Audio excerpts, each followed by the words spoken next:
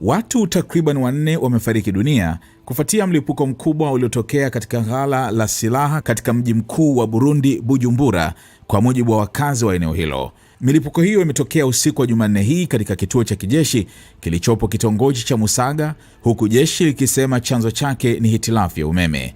Msemaji wa jeshi alisema milipuko hiyo ilisababisha mfululizo wa milipuko mingine na vipande vya chuma pamoja na mabaki kurushwa umbali wa zaidi ya kilomita 5.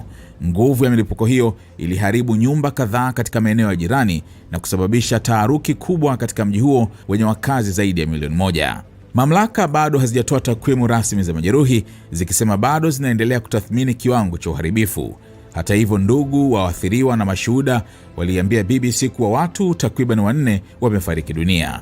Vyanzo vya usalama vilivyonukuliwa na shirika la habari la AFP vilisema huenda idadi ya vifo ikawa kubwa zaidi, ambapo makumi ya watu wakiripotiwa kupoteza maisha.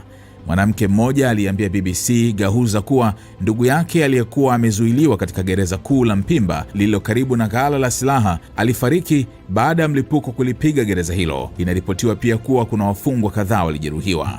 Katika kitongoji cha Gisandema kilichopo kaskazini mashariki mwa mji, mashuhuda walisema bomu liliharibu nyumba na kumuua mfanyakazi wa ndani. Milipuko hiyo ilizua moshi mzito uliopaa juu ya mji na kuongeza hofu kwa wakazi. Rais wa Burundi Evariste Ndayishimiye alituma salamu za rambirambi kupitia ujumbe alioandika kwenye mtandao wa X, akisema serikali inaendelea kuchukua hatua za kuwasaidia wananchi. Aliongeza kuwa mamlaka zipo kusaidia, huku vikosi vya dharura vikiendelea kutathmini hali na kutoa msaada.